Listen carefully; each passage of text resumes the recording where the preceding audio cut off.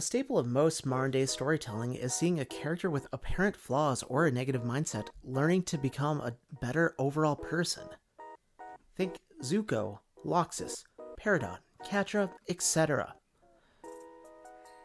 They all start off doing and saying terrible things, and the story sets you up to root against them. But suddenly they become the main focus of the story. We see them go through extreme trials to learn what made them bad in the first place. Then their narrative tends to change to them learning how to correct their previous ways, and learn how to move past their trauma. Maybe even start helping others. There are so many of these stories that they create a whole new name for it, a redemption arc. Previously, I made it clear that I'm fully supportive of these stories being told. I also made it pretty clear that I am one to find myself relating and connecting with the depicted characters, as my flaws and some of my stories tend to align. For years, I was happy to see these characters move on and become better people. But I was also saddened, because it seemed like I couldn't do the same with my own life. Despite my relatable characters moving on, I found myself stuck in the past. I shared a part of my story and this sentiment in this video, and it seems like it resonated with a lot of others. That gave me the courage to finally push through and get through my own redemption arc. But before I truly get better, we need to start at the beginning of my story. The beginning. How the fuck am I supposed to do this without a script? You wanna hear me tell a random amount of people on the internet about my life story and all the things I've been through? Is that what you want to do? So, the beginning. Now, I'm not gonna pretend like I had the worst life growing up. I live in a first world country. I've always had access to internet and heat and whatever. Like, I could have it way worse. But that's not to say that where I'm from isn't depressing as shit. I'm from a small town in Iowa. Nah. If you've never been to Iowa before, imagine it like Texas, but there's nothing fun to do, and we have brutal winters all the time. Iowa's very empty, boring, and traditional, is what I would say. Like, it is very empty here. Like, unless you like staring at cornfields, there's not that much to do here, especially if you live in the smaller towns. Like, there's a bit more to do in the bigger cities of Iowa, but they're, like, pathetic when you compare them to literally anywhere else in the world. This is so common that the phrase Midwest Depression exists, and it created a subgenre of music known as Midwest Emo, because a lot of traditional emo culture came from the Midwest because it's boring and depressive as shit here. And, like, back to the whole, like, traditional thing, if you look at me, I am anything but the traditional Iowan. And, being black, especially half black in Iowa, fucking sucks. Not to mention, I was fucking chubby, and I was a fucking nerd. That made me a prime target for bullies. So yeah, I'd say that I got bullied all the way from kindergarten all the way up to like 7th grade. And yeah, that shit sucked. Like, I'd come home every day and yeah, it'd suck. I had like very little friends, and yeah, I'd just get bullied on a daily basis. And it sucked. But what can you do? Well, I tried to do something, but it was probably like the worst fucking thing that I could ever think of. I would say the end of 7th grade, starting of 8th grade, all the way up to my sophomore year of high school, I decided that I was going to become a complete and utter piece of shit. What do I mean by that? Well, I used to be bullied all the time, right? And going into high school, I had a chance to fit in again. So I decided that I was going to become a bully. And my god, did I fucking run with it. You know, I thought I was like the coolest kid in town because I would go lift weights and I was in wrestling and I was pretty good at it. Like, I didn't work out to like keep myself in shape or better my life. I did it so I could beat the fuck out of people who disagreed with me or who I thought I could pick on. I was very verbally abusive. Thinking back, I used to be very controlling too, and I would like take it out on my mom as well.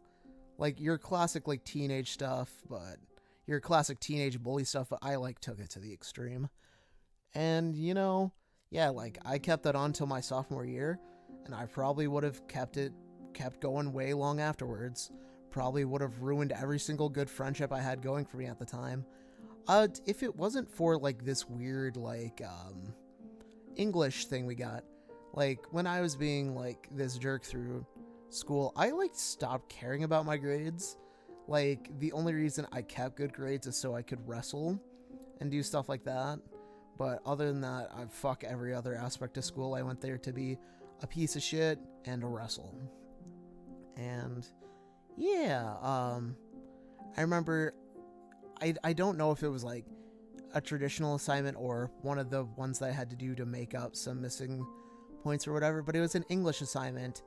And like, I don't know, it wasn't like a complicated essay or something. Like it wasn't something we had to do a lot of research for.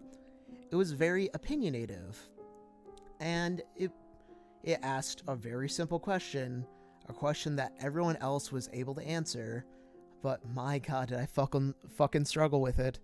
And the question was, what kind of person are you? And I thought I knew that answer, but at that point I thought long and hard, and all I could think of was a fake piece of shit. I did things to appease other people. I became what I really hated. And yeah, at that point, I wasn't happy with my life. I wasn't happy with myself. And yeah, that like kind of shattered me. I'd say for like a good 3 months, I didn't know what I was going to do with my life. That was kind of like a dark period for me. I had to question everything I knew about myself, and yeah, I found out a lot of things about myself.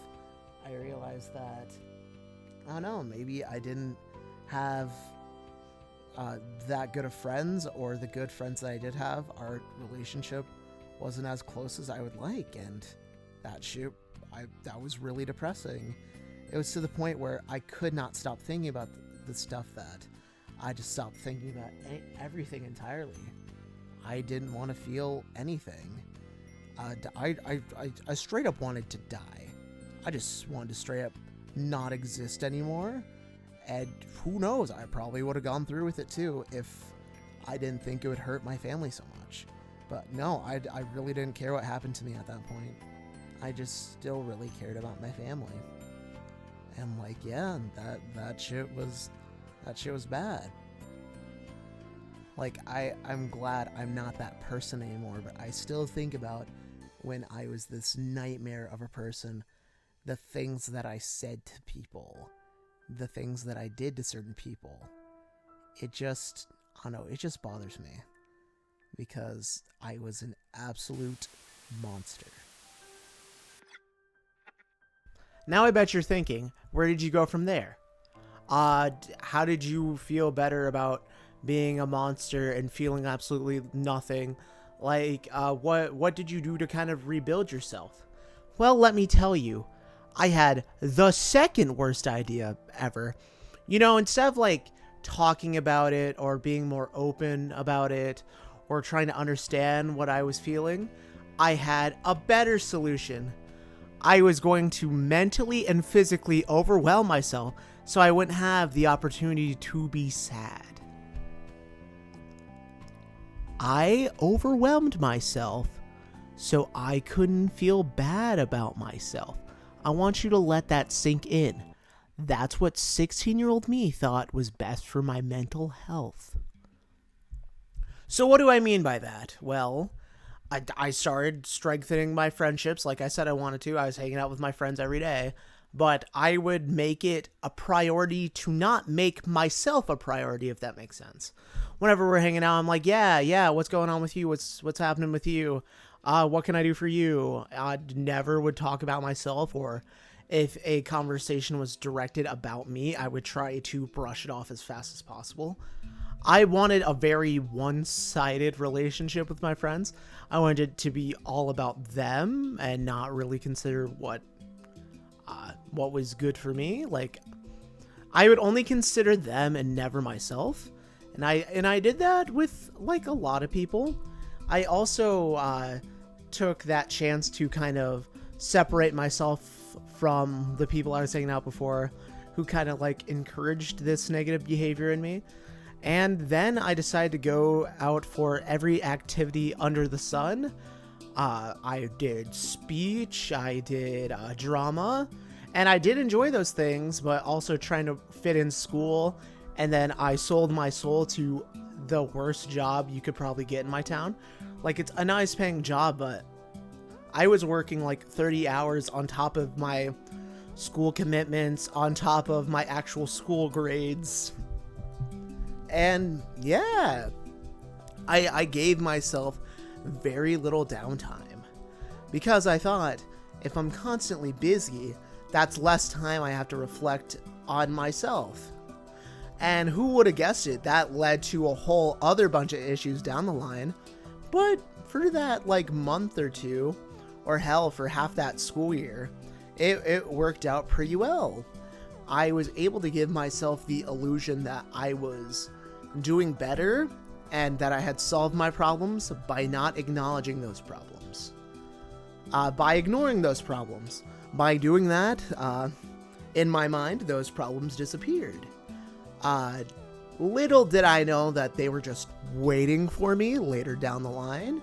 But we'll get to that in a couple of seconds. So let's say I did this ending a sophomore year all the way up into my senior year.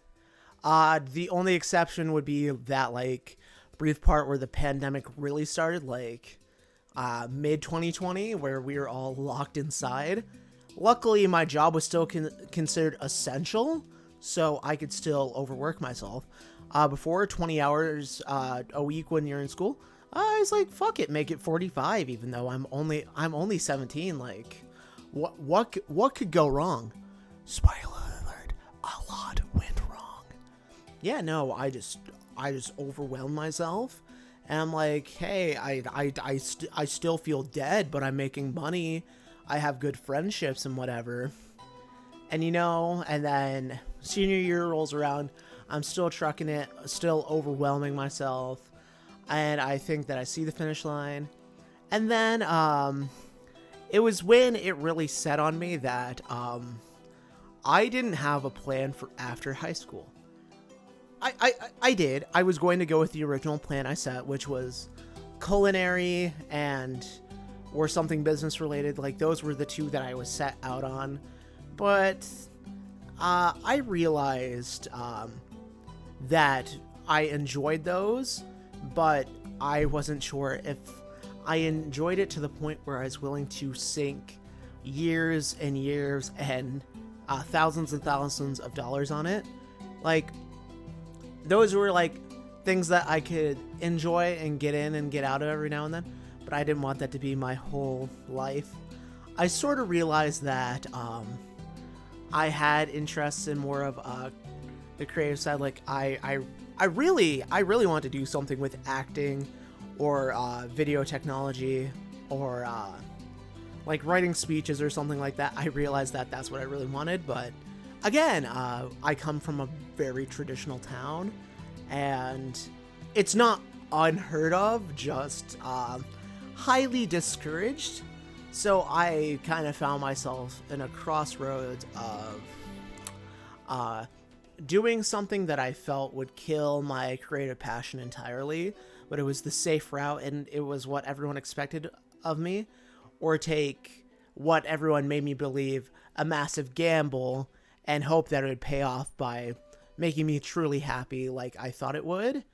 And let me tell you, I could not commit to either side, and I chose not to go to college. I chose to keep living with my mom and just keep working and not going to school.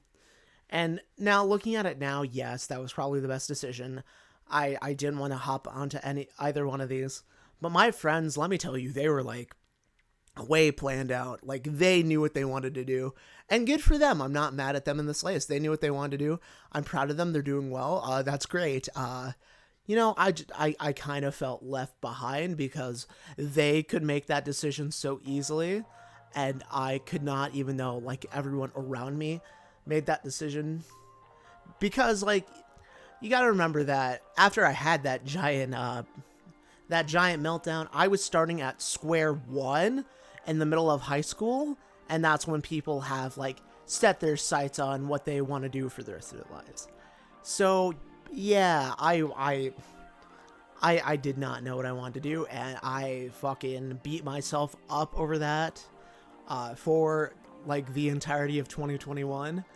I would say that's when I entered my like second depressive state, because all my friends moved away.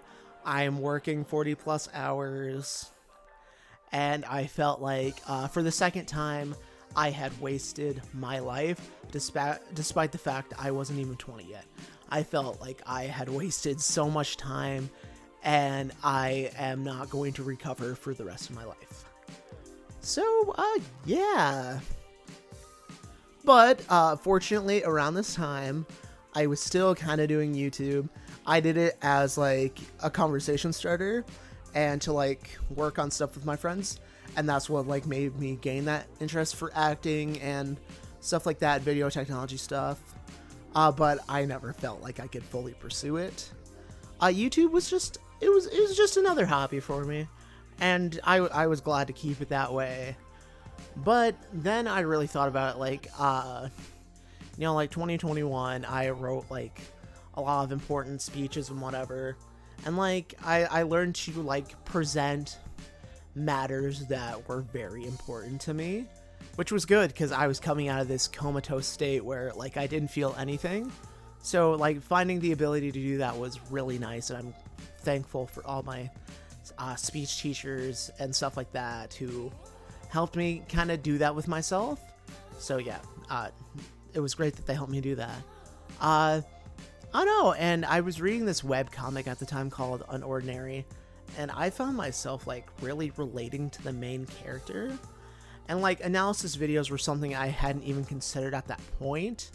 I bet you if I didn't write these like personal speeches and whatever, I would have never thought about it. But I wrote it out as a concept, and I'm like, maybe I could use this for something down the road. And then it just took a life of its own, and I really enjoyed it. And then I made this like little 19-minute video just talking about this character and like how like deep I thought his character was. And before I upload it, I really realized how much I related to this character, and I realized that this was probably the only moment where I could really say how I was truly feeling at the time, and have it be seen, have it be heard. And I kind of went with it.